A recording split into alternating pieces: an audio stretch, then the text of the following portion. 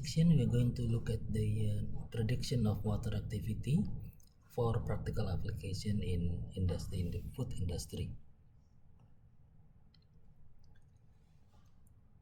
So prediction of water activity level for practical application can be done using various, at least 3 ways during food preparation of dried, intermediate, and high moisture content foods.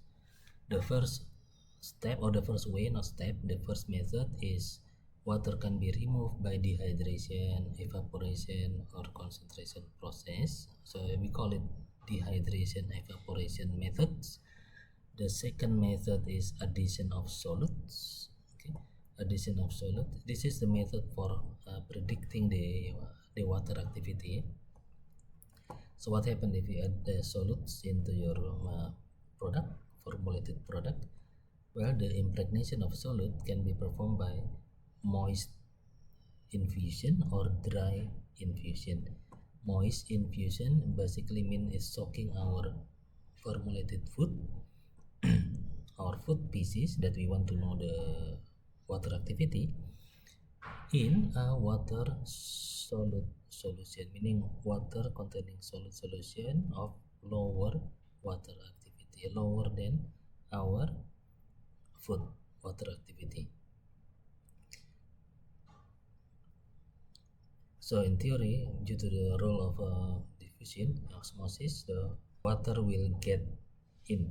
Water will get in from the environment into our foods because of lower water activity, meaning less water. Let me just think. Okay, lower water activity, lower amount of water molecule. Actually, water comes out, but that's what it said. Water comes out from our food pieces, so dehydrating our food, which is one method of preserving. And the less water activity in our food, the better. Okay, this is, I think, presumably due to for the purpose of dehydration. If we want to make less water activity for preservation, etc. The next one is dry infusion. So dry infusion involves mixing our food with solutes at a required proportion. So that depends on whether you want to increase the water activity or decrease the water activity. Okay, just maintain or add the amount of solutes accordingly. Okay, in order to control the water activity in our final formulated food. When water reach solid products such as fruit and vegetable, which is basically water rich, containing a lot of water, are subjected to moist or dry infusion, 3 things can happen. Number 1, water outflow from the product, from our food into the environment. Solute flow, meaning from the environment into our products, and outflow of the products on solutes. So this is how we control the water activity in our food. Depending, if for example, if we want to make our food more drier, then we want water to come out from our food. Okay, water outflow. So by understanding the principle of osmosis, etc., okay, we can control the quality of the final quality of our final product. The third method is combining method 1 and method 2, meaning combining the dehydration, evaporation, etc. with the addition or removal of solute. So when the food pieces are infused with solutes and additive and then partially dried, this is mean we are using method number 3. The advantage obtained with this combination compared to the only drying to increase in the stability of the pigments, which is responsible for the color and also better texture. Whatever the procedure used to reduce water activity, it is necessary to know water activity moisture content relationship in the food. So using the moisture sorption graph. So this is the first method, dehydration, evaporation, or concentration process. So basically, if you remove water molecule from your food become more concentrated. Okay, same thing if you evaporate, the food become more concentrated. Dehydration, evaporation, concentration process involve the removal of water molecule from the food in order to lower their water activity. During this process, water activity can be predicted. The level of water activity can be predicted using empirical or mechanistic model. We're not going to do the mechanistic model, this is more complicated. We can do this based on temperature, moisture content, and process parameters. For example, in drying process, using air drying or freeze drying or spray drying, empirical models such as Henderson equation or Page equation can be used to predict water activity based on drying times and temperature. Mechanistic model, however, may incorporate moisture diffusion kinetics, heat transfer, and phase equilibrium, therefore more complex, more calculation involved in order to predict water activity accurately. Predicting water activity during dehydration process is essential for controlling product quality, preventing microbial growth, as you saw from the previous lectures, and ensuring shelf stability. The second one is addition of solute and for moist infusion and dry infusion. So addition of solute such as sugar, salts, or humectants can lower water activity in foods product through moist infusion or dry infusion process. In moist infusion, food is soaked in solution containing solutes, while in dry infusion, the solutes are added directly to the food matrix.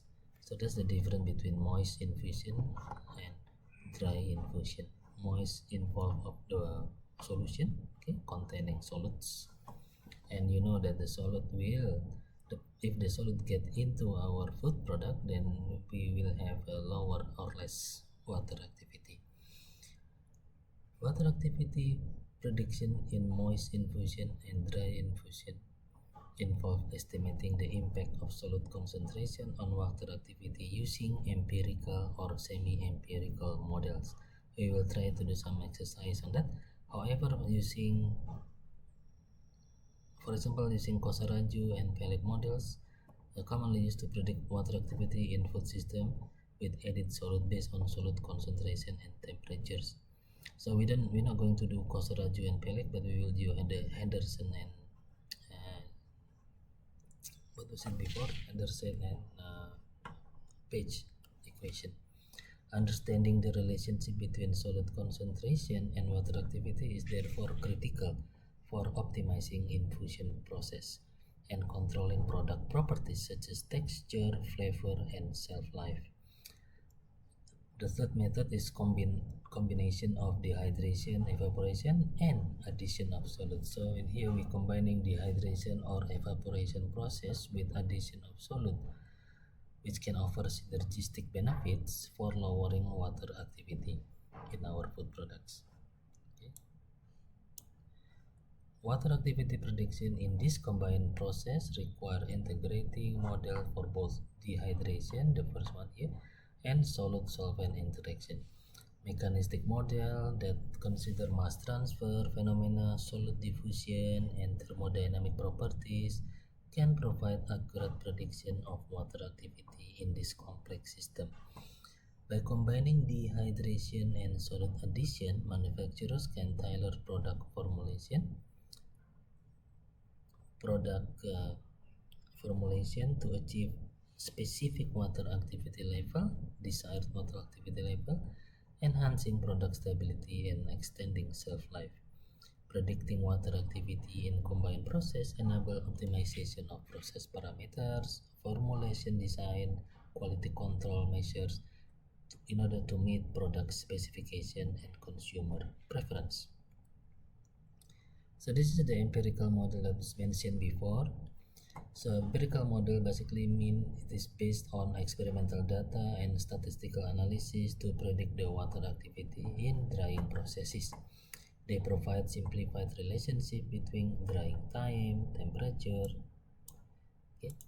and water activity, making them suitable for practical application. So the first equation that we will practice is Henderson equation. In the Henderson equation, it is commonly used to predict water activity during drying processes. It relates water activity to drying time, temperature, using empirical coefficient determined from experimental data in the past. So this is the formula for determining water activity using Henderson equation or Henderson methods.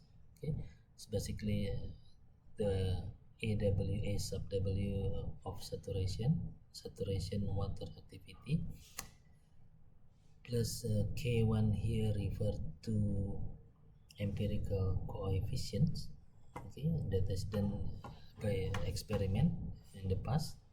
Okay, so they know the empirical coefficient already, times the natural log of the ratio between temperature divided by temperature R, TR. So TR, T here is drying temperature, the unit is Kelvin. We have to add 273.15 to the degree Celsius in order to get the Kelvin value. TR here is the temperature of saturated water activity. So for example here, a food manufacturer is drying fruit at constant temperature at 60 degree. The reference temperature is TR is 25 degree. Saturation water activity at reference temperature is 0.95. Given the empirical coefficient value is here, K1 to be 0.02, K2 is 0.05, K3 is 10. Calculate the water activity of the dried fruits after 6 hours of drying. So as you can see, we already know the empirical coefficient from experiments. So based on the temperatures and the temperature of drying, we can predict the water activity after certain hours of drying. So we proceed by converting the degree C into Kelvin. So 60 plus 273.15 become 333.15. Okay, and then reference temperature is 25, meaning 25 plus 273 become 298. Saturation water activity at reference temperature is 0.95. This is a reference saturation water activity which is available in the book, in the reference table. The drying time is 6 hours, and then our empirical coefficient that we have done based on our experiment are shown here, 0.02, 0.05 and 10. So plug this value into the Henderson formula here, and then we get saturation water activity 0.95, K1 coefficient 0.02, natural log of T is the drying temperature here, 333 at 60 degrees C, divided by 25 degree reference temperature, this is 298.15, plus K2 0.05 times T minus TR, meaning the drying temperature minus the reference, divided by drying temperature plus coefficient 3. Empirical coefficient of 3. Plug all this value, you should get water activity after 6 hours of drying to be 0.9573, which is still quite high, but maybe still good enough for this particular food products. Okay.